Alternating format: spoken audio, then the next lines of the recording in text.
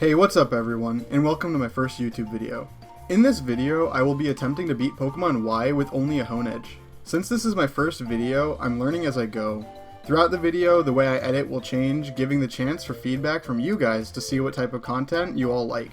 I'm not expecting it to be perfect, but I'm putting in a lot of effort to make it something I'm proud of. I hope you all enjoy. The Honedge I got has a rash nature, which is probably one of the worst natures we could have gotten, making us really weak to special fire types. After getting your starter Pokemon, you can head straight to the first gym without much in the way. So as soon as I got there, I gave it an attempt. Sadly, the footage of me winning the fight is lost, however since I beat it on my second try, this is all the footage I have of the fight. First gym leader down, without much of a problem. After this, we teach it Return, which is just a better tackle. After the first gym leader, the professor battles us. I haven't had any difficulties with the run, due to the Steel Ghost type giving us a huge advantage in the early game. After this fight, he gives us a starter, either the Grass-type Bulbasaur, Fire-type Charmander, or Water-type Arceus. I choose Bulbasaur because he is the best, and if you disagree, you are wrong. Time for the second gym. His Amara paralyzes us, which can sometimes just lose us the battle. I try to set up 3 Swords Dances to guarantee a KO on Tyrant, and we get pretty lucky with Paralyzed RNG. Most of these important battles I think will have a pretty similar formula. We set up on the first Pokemon and then sweep. However, due to us having a low speed and low special defense stats, some battles can be a little tricky. Even though we're paralyzed, after we set up, we Shadow Sneak twice with priority, giving us the easy victory.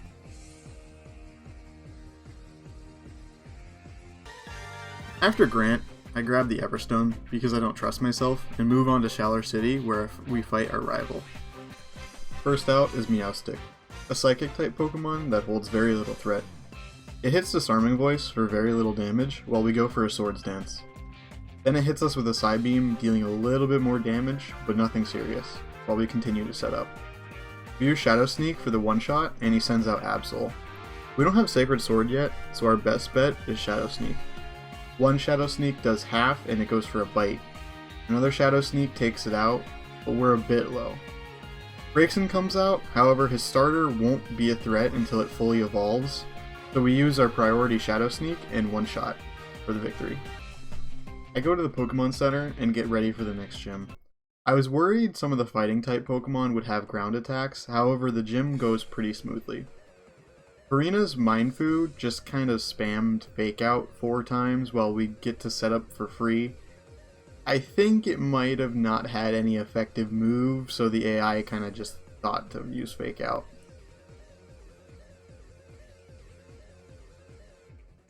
Machoke is next, but since we set up, it falls to one Shadow Sneak. Finally, Hawlucha is out, and it's also a one-shot. We learn Iron Head, which is a vital move for the rest of the run, and move on to face our rival for the rematch.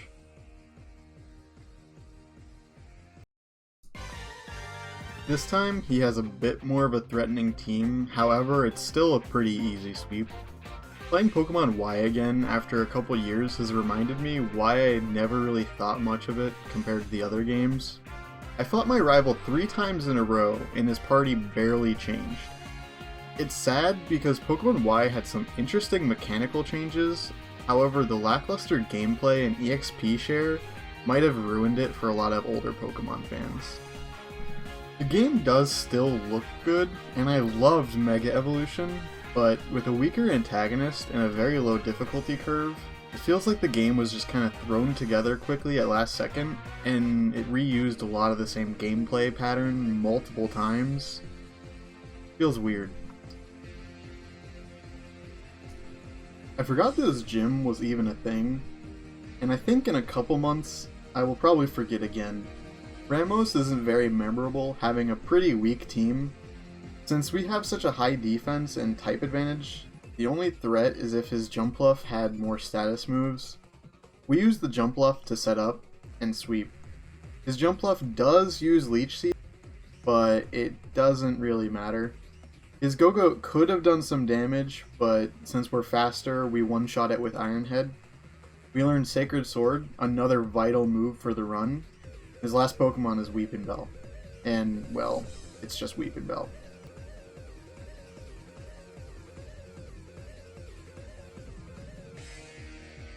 We take a detour after this to beat up Mr. Worldwide and his dog. Sadly, fire dogs don't really stand a chance against an 11-year-old girl with a sword. Dog is faster than us, however, it uses Odor Sleuth, which is a pretty useless move, and since we're such a high level, one Sacred Sword wins the battle. Clement and his Heliolisk were the first real challenge. Emolga always uses Volt Switch first, so we get a chance to use Swords Dance and gain some stats. Magneton switches in, and we need it to use Electric Terrain, or else this fight is impossible until we can outspeed. Before this fight, I grabbed the leftovers to save some HP for Heliolisk. Clement goes for a heal because of Sturdy, but it doesn't matter since I can heal stall it until it drops. I didn't really expect this gym to be difficult, but it took me 9 tries before I could get the victory. Our low special defense is really hurting us here. And Heliolisk being a normal type forces us to either live a Thunderbolt or outspeed. We can't do the latter, so we have to hope to hang on with our lackluster special defense. We survive a Thunderbolt with very little HP, and one Sacred Sword takes it out. All that's left is just Emolga, and one Shadow Sneak gets us the badge. Up next is another rival fight. He always leads with Meowstic, so we can use the same plan of just going for a Swords Dance. He sets up a light screen, which doesn't really matter for us since we do physical damage, as we continue to set up for the sweep. One Shadow Sneak takes it out, and up next is Delphox. Luckily, Delphox now is part Psychic, so Shadow Sneak is super effective. It can, however, outspeed us and use Mystical Fire, but since we have priority, it doesn't even get the chance. Finally is Absol, and at this point we know we can outspeed, so we just go for a Sacred Sword and we win the rival fight. Up next is Best Girl Valerie. Her being Fairy type should make this fight pretty easy. We go for a Swords Dance as her Mawile builds up an Iron defense. We set up on each other for another turn until I get to +6 and then she goes for a Crunch. Even with a critical hit, she only does about 30%. We go for a Sacred Sword, taking her out in one hit. Up next is Mr. Mime, which is a pretty easy one-shot with Shadow Sneak. And then finally, out is Sylveon. However, since we have type advantage, we just go for an Iron Head and win the badge. Next rival fight, he leads with Meowstic. Meowstic uses Disarming Voice, doing very little damage to us as we go for a Swords Dance. Then it goes for a Shadow Ball, lowering our special defense and doing a lot of damage. I go for a Swords Dance though and begin the sweep. One Shadow Sneak takes out Meowstic. Next comes out Delphox. Again, it's part Psychic, so one Shadow Sneak does the trick. Absol is out, but since we're faster than it, we can just use Sacred Sword and take care of it. And then finally, a new addition to his team, a Jolteon. However, we do have priority Shadow Sneak and just take it out, and winning us the battle.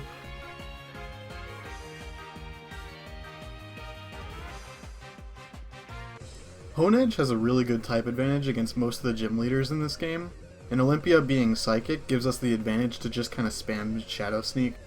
We go for a Swords Dance as Sigilyph sets up a Reflect. It hits pretty hard with a Psychic, but we get our second Swords Dance up. Afterwards, we get hit with a really big Psychic crit as we go for a greedy third Swords Dance, and then begin the sweep. We level up to level 67 as Meowstic's about to come out. We go for another Shadow Sneak, taking it out in one hit.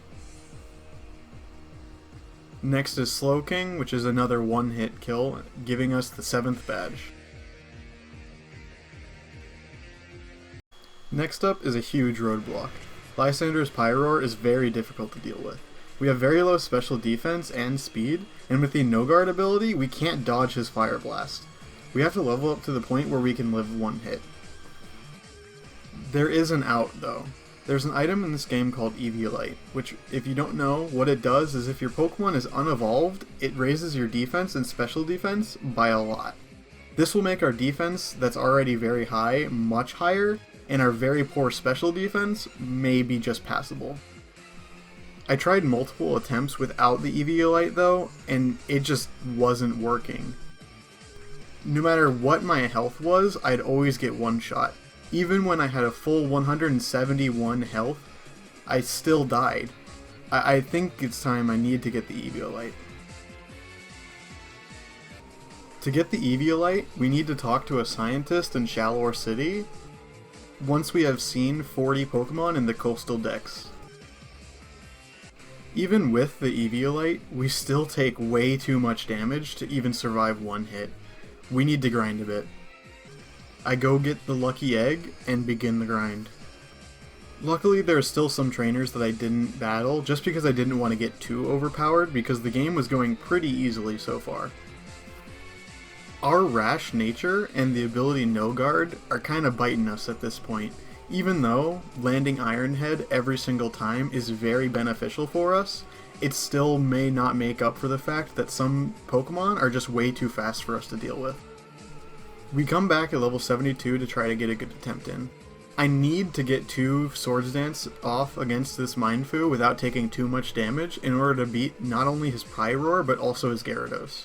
His Gyarados will be able to live an attack if we only have +2, because he also has Intimidate, and then land an Earthquake to finish us off after the Pyroar lands the Fire Blast.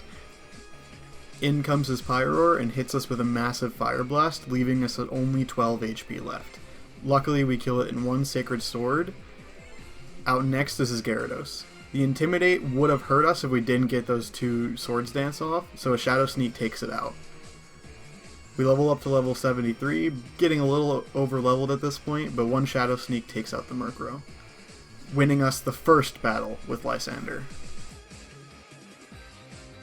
We continue further into the lab and are offered a choice, to pick one of 2 buttons, one of which will destroy the world and one will save the world. I don't think I need to explain what I chose.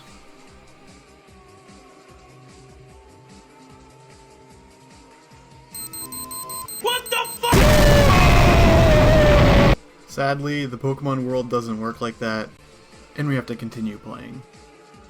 To my surprise, next up is another Lysander fight. This one, he's just a little bit more tough, so if anything, we only have to grind 1 or 2 levels to be able to beat the Pyroar.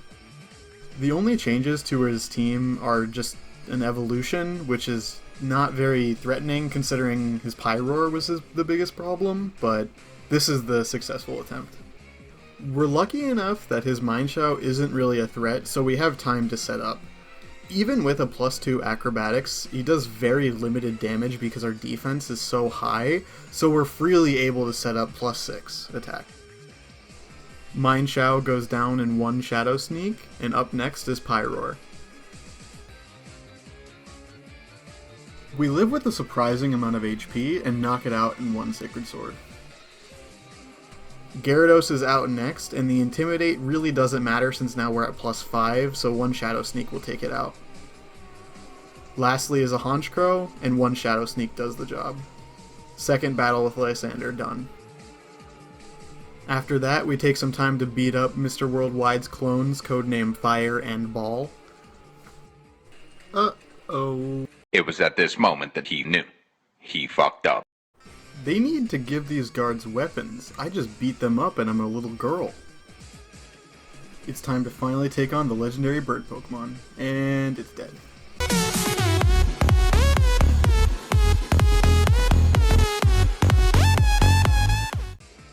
On to the final battle with Lysander. The only difference this time is he has a Mega Gyarados, which actually isn't the problem. His Pyroar is a much higher level, giving him much more speed than us, so we have to level from level 80 to level 85 to even stand a chance. Again, we use the Mineshout as a way to stack Swords Dance, and then take it out with 1 Shadow Sneak. Our defense is absurdly high at this point, so we barely take any damage from him before getting the knockout. Out comes Pyroar, and we have to hope to hang on from 1 Fire Blast. We do just barely and take it out in 1 Sacred Sword. Out third is his Honedge, which goes down in 1 Shadow Sneak. Out last is his Gyarados. I debated whether or not I outsped because I did not want to do this battle again. So I go for a Sacred Sword thinking I might just be a little bit faster, and it turns out I am. I hit Sacred Sword for the KO, beating Lysander for the final time. Last gym leader is Ice-type Wulfric Brian Dumbledore, the last challenge before Victory Road and the Elite Four. Out first is Abomasnow. I'm confident he can't do much to me, so I take this time to set up Swords Dance. I was a little worried of RNG freeze, but even if I do get frozen, I'm still confident we can win. One of the reasons I didn't want to get the Eviolite too early was because of situations like this, where the enemy just does not stand a chance while I can stack 3 Swords Dances and then just sweep the entire battle. His attacks did just about the same damage as Hail. Next is Avalugg, a pretty bulky Pokemon, but with +6 I'm pretty sure we one-shot it. Next is Cryogonal, a pretty speedy Pokemon, so I go for a Shadow Sneak and get the KO, winning us the final badge. All that's left between me and finishing this challenge is Victory Road, one more rival fight in the Elite Four. So far the run has been pretty decent, a couple hiccups here and there, but knowing that there's a Fire Elite Four member, it could get much more difficult. Final rival battle. Even though his Meowstic now has Shadow Ball, we still can live one and get off a Swords Dance. Its Shadow Ball does very little damage, so I'm pretty sure we can go for a greedy Swords Dance to guarantee the sweep. It does drop us a little low, but I think we have enough health to sweep the entire team. As always, Meowstic drops to 1 Shadow Sneak. Delphox is up next, and Shadow Sneak is super effective, so 1 drops it.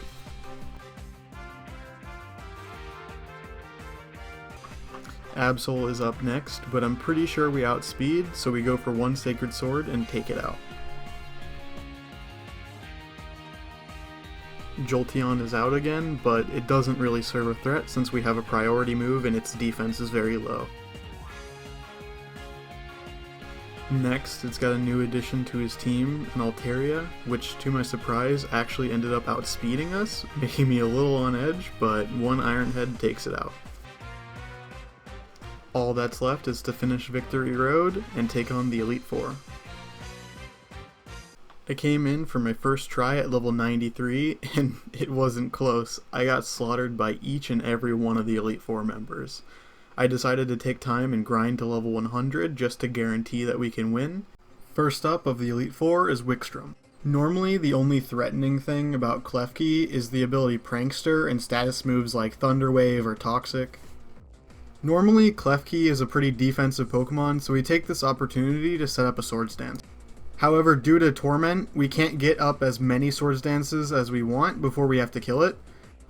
Right now our attack is at +4 and we've barely taken any damage. Sadly, we can't get to +6 before we have to take it out. Up next is Probopass, which I didn't really know what to expect from it. It has Sturdy, so I'm expecting to have to heal stall him. Probopass's Earth Power is actually a bit threatening, so we need to take it out pretty quickly. 1 Shadow Sneak took it just out of the range of getting healed, and a Sacred Sword finishes it off. Out next is Caesar, and I didn't really know what to expect from it, so I just went for a Shadow Sneak. It was a lot less bulky than I thought it would be, and it goes down in 1 hit. Out last is Aegislash. I tried to predict a King Shield and went for a Swords Dance, but got the 50-50 wrong, and it hit me with a Shadow Claw. At this point, I go down in 1 more hit, and I have to take the 50-50, and I get it. First Elite Four member down. Next of the Elite Four is Malva, the Fire-type user. Oh, come on. Oh, no. Okay, another Pyroar. Hopefully this one won't be as bad. We replaced Sacred Sword with Rock Slide because I thought that would be better for this fight. Luckily it doesn't attack us twice and we're able to get a Rock Slide off. We are at half and only at +3 attack though. If Honedge wasn't so defensively bulky, this fight would be impossible. Talonflame is just too much of a beast. Luckily it goes down in 1 hit and out next is whatever that thing is. Only Flannery was able to rock a Torkoal. Out last is Chandelure, and 1 Shadow Sneak finishes the second Elite Four member.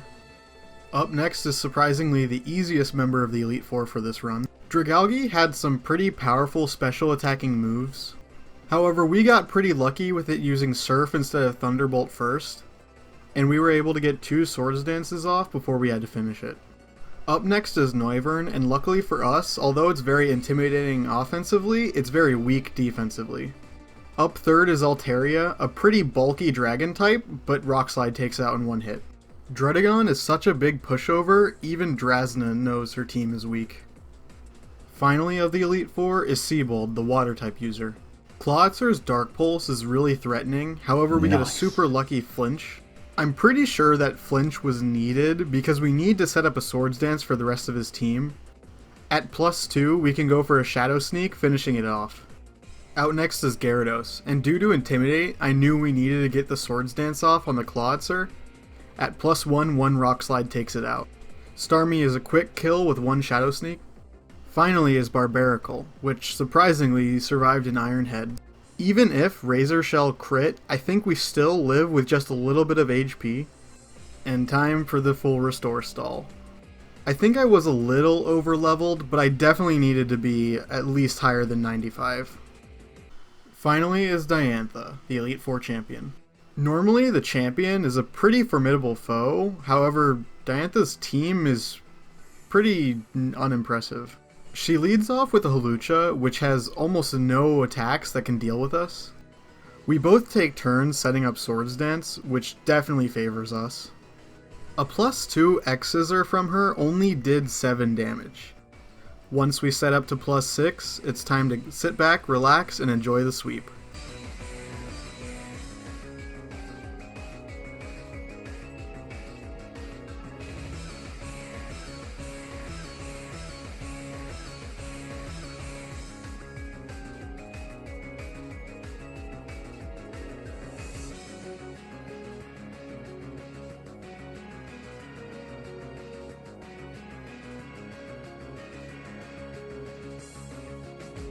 And with that, the challenge is complete. For everyone who has made it this far, I just want to say thank you for sticking around till the end. This is my first attempt at not only making a video, but a real Pokemon challenge. Being new to YouTube meant I had to start from scratch. I had to learn how to record and edit. I also had to learn how to put a video together, which was really stressful. And while it didn't turn out exactly how I wanted, I'm proud of what I did. This is the end of my first video of hopefully many. So leave in the comments what you guys think I can improve on, or what I should do next. I have an idea for a Dark Souls 2 video, which hopefully won't take as long as this one did.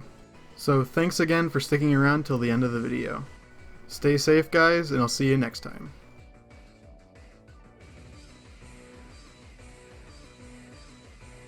Oh, and if you can guess what Pokemon I used the Master Ball on, I'll pin your comment.